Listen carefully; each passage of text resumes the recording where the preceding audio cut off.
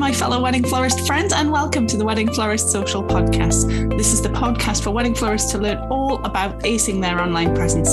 I'm your host, Vicky Laffey, and as a wedding florist of over 10 years now and a certified digital marketer, I want to help you get the right clients, get more followers, and never be stuck for content ideas again. Click the link in my description to get your free Wedding Florist Guide to Social Media Content Creation today. Well, hello there, my fellow florists. I am here with my cup of tea and I am ready to chat. Today is all about the C word. Love it or loathe it. It's one we often come across. No, not that C word. I mean the word cheap. The word cheap and the other terms that our clients and potential clients use instead of it. When in fact, what they actually want is to just spend less money, which is fine, but I'll come to that later on. The idea for this podcast rather, came from a Facebook post on one of the groups that I'm in, where a florist was asking, I think she was asking about hanging some artificial greenery on a beam because that's what her client has asked for. And that's the key thing here. That's what the client has asked for. It's not something she suggested, or it wasn't an option she was coming up with for a client. It was an option they'd stated to her. They'd said that's what they wanted. Now, of course, you know, having done this for 12 years now, I could guess straight away what was going on in the client's mind. But this florist naturally was asking the opinions and things of others on the group about this artificial greenery, which isn't something she normally did. And yeah, it just really sparked off a fabulous idea, because clearly and it turned out I was right upon delving into it. Clearly what the client was asking for is like they don't really have the budget for, draping greenery from all of the the beams rather. And they were looking at a potential higher cost for that. And naturally, I suppose hiring would be cheaper. Or would it? Well, we'll get to that. But I mean, in general, have you ever heard a client say, some things like, I want a lot of greenery on the tables, or what if we added some more green to this? Or can you quote me for artificial as well as fresh, please? Or maybe I just want a small to medium-sized bouquet. Or what if we just had more candles? All of these sorts of things. That is not a conclusive list, by the way. Well, the chances are what they're actually trying to say is, I want it cheaper. Or I want to keep costs down. Now, to be fair, it's not to say that everyone who asks these questions are asking for cheap options. And to be fair, there's nothing wrong with trying to keep control of costs. After all, we're not all Kim and Kanye with unlimited budgets. However, it can become a problem for us florists because it means we can't help them in the way that they need to be helped, basically. Sorry about that tiny pause there. I pressed a button on my computer and it kind of went, something popped up and it totally freaked me out. But essentially, to get back on track, it can become a problem for us florists because it means that, well, we can't help them in the way that they need to be helped, or that we're potentially wasting both our time and their time in trying to help them, but not being able to. It's essentially like kind of trying to shove a square peg into a round hole. If we're not the right florist for that client, it's just not going to work. Sometimes we even actually end up losing money because we end up buying things, investing in things to try and fulfill this client's wish, such as buying in artificial greenery to hang off beams. So we don't make any money. In some cases we lose money because we end up not hiring those things out again, or maybe it's just not a service that we offer, and it just doesn't work. Of course, sometimes we just need to educate a little, and then all is well. We've got to remember that this is the first time these people have probably planned a wedding. In most cases, that's true. And they don't know everything that we do. We've planned more weddings than they have. So they just need a little educating, a little guidance. And actually, often that guidance can make them feel more confident in you and more likely to book you. So what can we do about this? Anyway, what can we do about those people who are, they're not helping us to help them? The ones who rather than saying, look, I only want to spend such and such an amount, or I don't really care about decorating that place. So I don't want to spend much on it, basically. I'd much rather they said that and they were honest, rather than trying to sort of dilly-dally around the issue, and just tell us, what can we do about it as florists anyway? I digress. So I guess having, and I say this all the time, but having an online presence to attract the right sort of client for you massively helps. If you're putting the sort of stuff out there online, like on your website and your social media, that is the sort of thing your ideal clients want to see, first of all. And if it's the sort of, if you're using the sort of language and wording and marketing that is the sort of wording that your ideal client would use. My ideal client, for example, is, it's not that they're not concerned about price, but they want to get their main concern is getting the look that they want. Budget is also a consideration, but it's not the main consideration, So that's therefore I attract those sort of people with my online presence. And in fact, this kind of segues into number 2 here, so I'll not go too far, but just having that great online presence really, really helps. You need to sort of almost pre-qualify people before they come to you. Now, number 2 is getting a budget and asking questions up front before you have consultations or produce quotes or proposals or whatever you like to call them.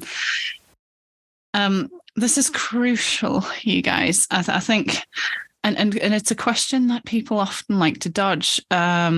It's a question that clients often mistake for, that they kind of think I'm asking them, guess how much wedding flowers costs, when that's not the case at all. I'm asking them what sort of budget they have set aside for such things. Now, asking that in my online inquiry form, which every inquiring client has to fill in, by the way, they don't get to a consultation stage with me without it. Asking that question on there, as well as other questions, helps me figure out where they're coming from. It helps me establish whether they place value on flowers or not. For example, I had a couple the other day who were a lovely couple, but they didn't fill in the budget question on the form, or rather they did fill it in, but they wrote a percentage rather than a pounds amount, which, a percentage was of very little use to me. They were saying they'd spend 10% of their overall wedding budget on flowers. And, if their budget, if their overall budget was only, £1,000 or something, just to use an extreme example, then we're not going to get very far in terms of florals. So, and then, vice versa. I also had another couple who were, I could tell straight away from the inquiry form that they were the couple for me, that we were right for each other. They're in the process of booking now. We just sort of tweaked a couple of things on the quote and they're in the process of booking now. So fingers crossed that all works out, and because we're perfect for each other. And I could tell straight away, the budget they stated was kind of in line with their vision, and everything they described on the form was right up my street and things like that. So establishing this sort of thing in advance not only helps you get all the information you need, but it also helps the client, I think, kind of, it helps sort of usher them into the right way of thinking. It makes them think of things that they didn't perhaps think of before, or it just helps guide them and it helps set expectations as well. Sometimes I can immediately tell, to give an extreme example, if somebody had, say, had put a budget of £500, but also in the description said they wanted 20 centerpieces or something like that, then, naturally there's going to be a bit of a mismatch there. And there's possibly a bit of education to be done before it even gets to consultation stage. Something like that you can easily reply to and just say, thank you so much for getting in touch. I've got the date free. Would love to chat. You're looking at approximately, I don't know, £2,000 or whatever it is for that. If that's suitable, let's talk more. So getting this information, this is budget, and asking questions before producing quotes or proposals, etc., having consultations and all of that, can really, really help you kind of establish this, and also help you come up with ideas in advance of the consultation, which may fit that. Thirdly, I would say spotting someone asking these things and just reading between the lines a little bit can really help, So for some people, asking to have more candles might just mean they love candles and that's their vision, and that's great. Lovely. Go help them. But for some, and this, you probably won't be able to base this on just them asking just one question.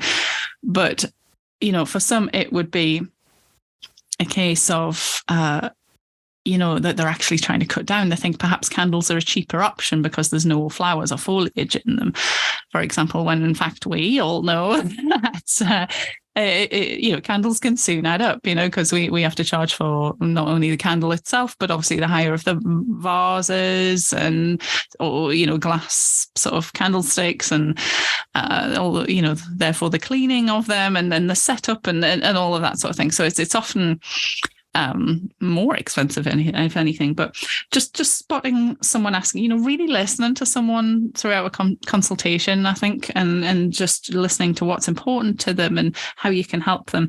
Reading between the lines a little bit can really help. And I guess finally, just number 4, sticking to your guns in terms of your style and your procedures and what you're willing to do, etc.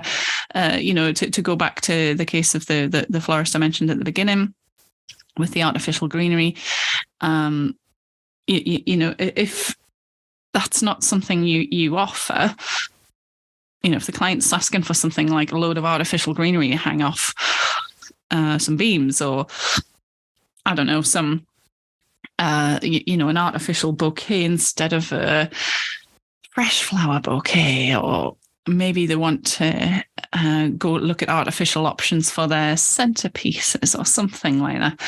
And if that's not something that you offer, you are within your rights to not do it. Absolutely plain and simple. And you don't have to be polite about it. You can just say, I'm so sorry, it's not something I do. Maybe recommend another florist, and say maybe they will be able to help you with that. You don't have to take on that job. As I said earlier, you could perhaps lose money on that. If you went out and bought stuff that you are never going to use again. And to be fair, quite often, in the case of this artificial greenery, for example, or extra candles or whatever it is, they can cost just as much in terms of you charging the client to hire and then, but then set up in advance, and then come back. I think this particular florist was looking at potentially setting up a couple of days in advance, which was part of the reason for the artificial greenery, but not all.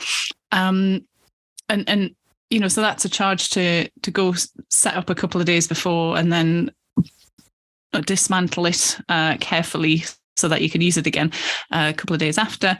And then, obviously whatever needs to be done on the day as well. So it can actually work out just as expensive, if anything. So, if a client's asking for stuff like this is something that's not normally your thing, I would say stick to your guns, or perhaps just educate them a little if needs be, and just tell them, look, maybe that's not how it works. Maybe it's not something you offer, or maybe you can just say, look, that if you went for that could actually end up costing you just as much, or something like that. Maybe perhaps not in as many words, but yeah. So I hope that helps you all. I think we all encounter clients or potential clients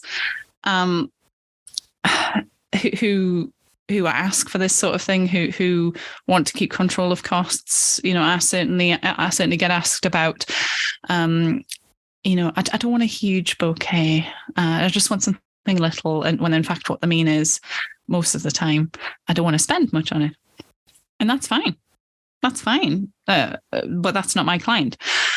I produce, if you haven't seen my work on Instagram at Floral Quarter Weddings, I have mostly quite big bouquets, if anything.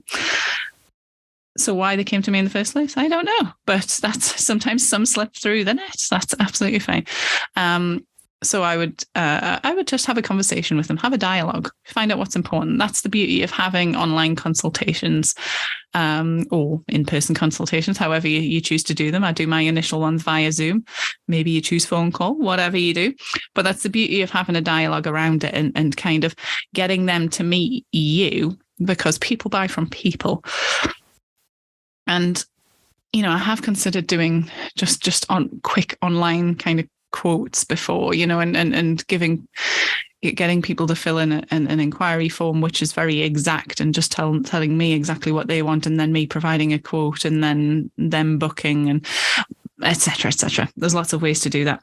But, for me, people buy from people buy from me. By the end of their consultation, I want them to feel like, Vicky has our vision in her head. In fact, she's suggested things that we hadn't even thought of, and we feel so confident in her that we really want to book her. We feel so much better about our wedding, how our wedding's going to look now that we've met her. And, I want them to feel really good at the end of a consultation, and feel listened to and heard, and confident in me. And the only way to do that for me is to have a consultation with them. I do mine over Zoom because that works just as well. So yeah, just have this dialogue around it and find out what's important to them. But I hope that's really helped you guys. Do let me know. Feel free to reach out to me on an Instagram. It's just at the Content Quarter on Instagram, or feel free to drop me an email, which is hello@thecontentquarter.co.uk. And do let me know if you've got any stories to share, or even if you've got any requests for new podcast topics. I would love to hear from you. So I hope it's been really useful to you guys. It's been a pleasure listening and talking about all of these things as always.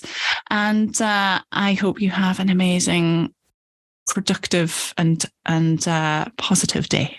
All right. Take care, you guys, and flower on. Well, thanks so much for listening all the way to the end of Wedding Florist Social. Remember to hit subscribe so that you don't miss out on any future episodes. And if you want access to some free community and support, then head across to Facebook and look me up on the Worldwide Wedding Florist Community Group. I look forward to seeing you there.